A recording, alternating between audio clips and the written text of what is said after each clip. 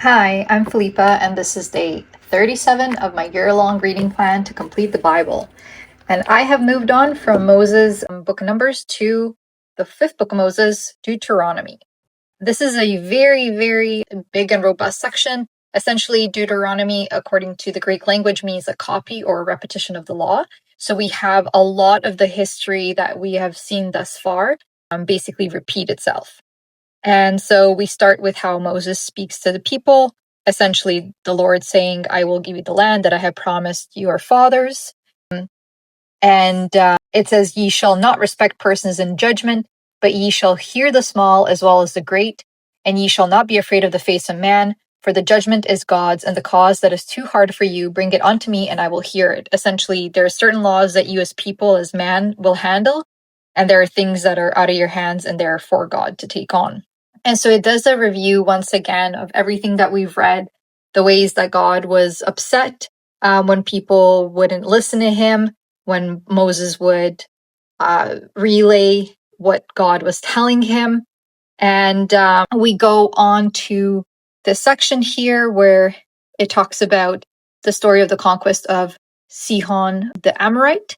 And it says here, but the Lord thy God hardened his spirit and made his heart obstinate, that he might deliver him into thy hand as appeareth this day, basically saying that the people of Israel overcame this king because they believed in God. And I wrote down, I said, it's interesting because it seems that the Lord didn't harden his spirit, as in the God hardening it because God hates him, but more so that the king's spirit was hardened because he didn't believe in God. And we continue on to like all the conquests and travels of the Israelites. And then we have another section here that talks about, in chapter 4, an exhortation to obedience. And God basically says, these judgments and statutes I give you, I teach you for you to do them, that ye may live. And so I wrote down, it's not food that's keeping you alive. It's trust, faith, and the obedience in God's statutes and judgments. It's the law. And he even says in this one section here, you don't add on to the word which I commanded, and you do not take away from what I've said. And so I wrote down, it's not up to you, to man, to adjust the word of God as you see fit. It's as God says it is. It is as commanded.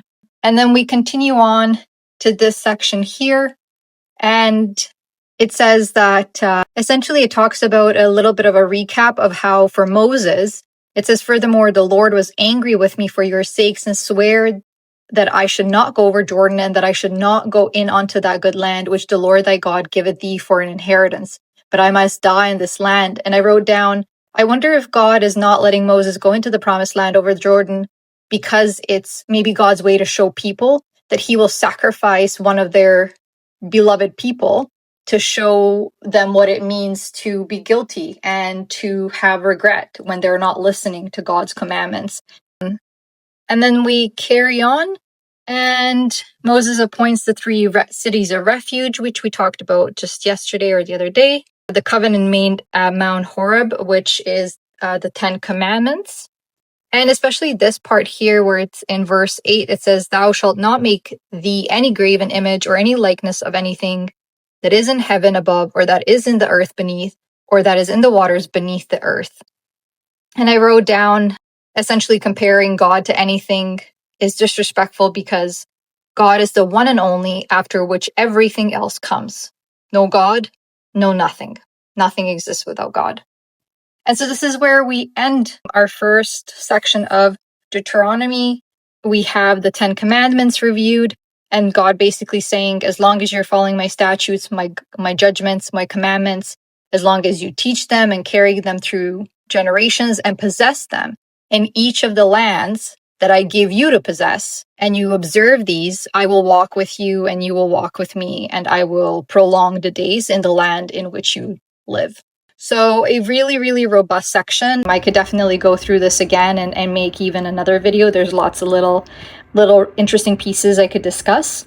Tomorrow is day 38, and I cover the purpose of the law and exhortation to obey it, starting with chapter 6, and I will see you then.